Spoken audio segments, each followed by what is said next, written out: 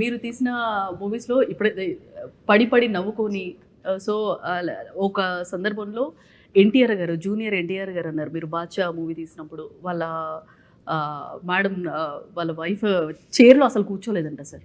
అట్లాంటి డైలాగ్స్ ఉంటాయి మీవి కామెడీ పంచెస్. ఇంకా అదుర్స్ ఇంకా అందరూ చాలా ఓన్ చేసుకున్నారు. సో ఎన్టీఆర్ గారు ఏమన్నారంటే డేట్ ఇస్తే నేను చేయడానికి రెడీ అన్నారు. ఎప్పుడు ఉంటుంది సార్? ఎవరన్నారు?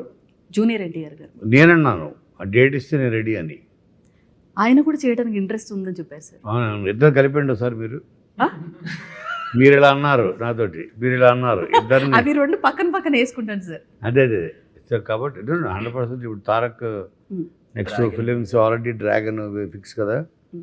మూడు తను తప్ప ఇంకోళ్ళు మనం ఊహించుకోలేము, చేయలేవు కూడా, సూట్ కూడా అవ్వరు. 100%. అంటే ఇప్పుడు ఎలాగైతే సార్ వన్ లైనర్స్ వేస్తారో అది మేము చాలా సార్లు ఎక్స్పీరియన్స్ చేస్తాం. అంటే ఎవ్రీథింగ్ మేము ఏదన్నా మంచి సీక్వెన్స్ చేసేటప్పుడు సార్ అక్కడ ఏదో అంటారు, బ్రెయిన్ లో అంతా అదే తిరిగి నవ్వొస్తూ ఉంటుంది. ఇక్కడ యాక్ట్ చేయాలో దానికి నవ్వాలంటుంది కదా. సీక్వెల్ మూవీస్ అనగానే మీరు అంటే ఎన్ని ఉన్నాయి సార్ మీ లైన్లో? మీరు తీసిన మూవీస్లో ఎన్ని సీక్వెల్స్ లైన్లో ఉన్నాయి సార్?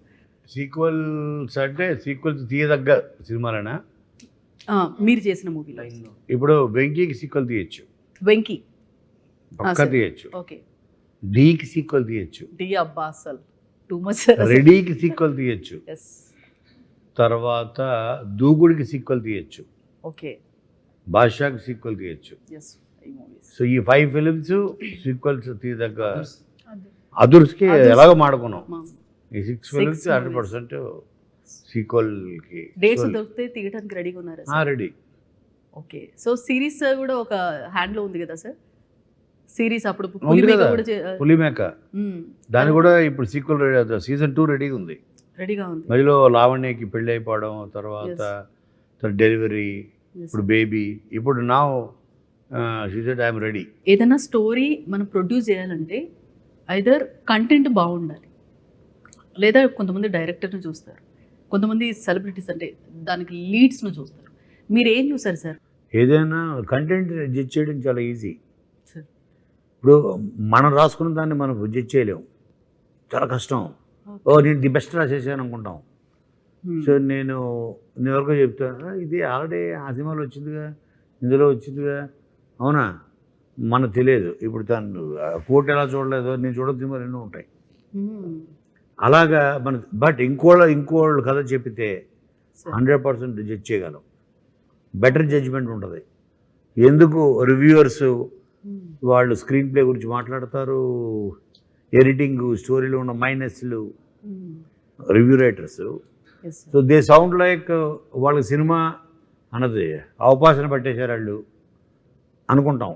కానీ ప్రేక్షకుడు కూడా అంతే కదా. ప్రేక్షకుడు జడ్జ్ చేసి ఈ సినిమా హిట్ ఫ్లాప్ అన్నది టీం చెప్పలేదు, ప్రేక్షకుడు చెప్తాడు. ఒకటే రోజు సార్ మౌత్ టాక్ అంతే కదా. ఆడియన్ అన్నది బెస్ట్ జడ్జ్. వాడు ఆటో డ్రైవర్ అవ్వచ్చు, కాలేజ్ స్టూడెంట్ అవ్వచ్చు, సాఫ్ట్వేర్ ఇంజనీర్ అవ్వచ్చు, CEO ఆఫ్ ఎ కంపెనీ అవ్వచ్చు.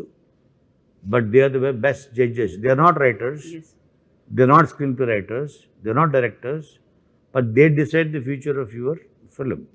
తెలియకుండా అలాగా సతీష్ చెప్పినప్పుడు దీన్ని ఇంకా బెటర్గా చెప్పచ్చు, with best actors and with little support in all crafts including writing అని నాకు అనిపించింది. సో నేను జడ్జి సీట్లో ఉన్నా కాబట్టి. నరేషన్ చెప్పినప్పుడు అందరు కూడా అంటే మీకు చాలా ఐడియా ఉంటుంది సార్.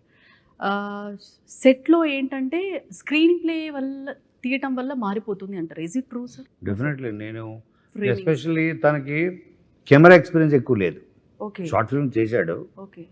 సో నా జాబ్ ఏంటంటే నేను ఉన్నప్పుడు నేను 100% ఎవ్రీ థింగ్ ఉండేవాడిని. ఓకే, రైట్ బ్లాక్ పెట్టామా లేదా, ఎక్కడ క్లోజ్ అవసరం, ఎక్కడ సజెషన్ అవసరం, ఎక్కడ నేను ఫ్రేమ్ బ్యూటీ పట్టించుకుంటాను. ఫ్రేమ్ బ్యూటీ ఉంటే కంటెంట్ కూడా వాళ్ళు బాగా చేసుకుంటారు. అంటే ద షార్ట్ కంపోజిషన్స్ అవన్నీ చూసుకునేవాడిని దగ్గరుండి. అదే it's part off screen play. అది సేమ్ పెర్ఫార్మెన్స్ కోసం అయితే మనం ఏం చెప్పక్కర్లేదు. సో బట్ ఇవన్నీ అదర్ ఆస్పెక్ట్స్, ఒక ఆర్ట్ సైడ్ అవ్వచ్చు, కెమెరా సైడ్ అవ్వచ్చు, వీటిలో అండ్ తన కంటెంట్ అనుకొని ఫిక్స్ అయ్యి వచ్చాడు, వెరీ హార్ట్ఫుల్గా కంటెంట్ సతీష్. అది ఆయన అది వాళ్ళ దగ్గర నుంచి రాబట్టుకుంటాడు. అలాగే తను ఇంకో స్ట్రెంగ్త్, మెయిన్ పిల్లర్ దీనికి శివ అని ఉన్నాడు. తన రూమ్మేట్, ఇద్దరు బెస్ట్ ఫ్రెండ్స్. తను ఈ సినిమాకి స్క్రీన్ ప్లే కమ్ ఎడిటర్. తను ఆన్ ద స్పాట్, వీళ్ళిద్దరు ఈ కోఆర్డినేషను. సో నేను ఒకరోజు వెళ్ళకపోయినా పర్లేదు మనం, నా ఫస్ట్ 3-4 డేస్లో అర్థమైపోయింది. ఓకే. అని నేను కొన్ని కీ సీన్స్ కూడా ఓకే ఆఫ్టర్ అబౌట్ 30-40% తర్వాత కొన్ని సీన్లు వదిలేసి తర్వాత చూసేవాడిని. అవసరమైతే రీషూట్ చేయొచ్చు, బట్ కాన్ఫిడెన్స్ ఇవ్వాలి కదా డైరెక్టర్గా. అలాగా screen play is very important.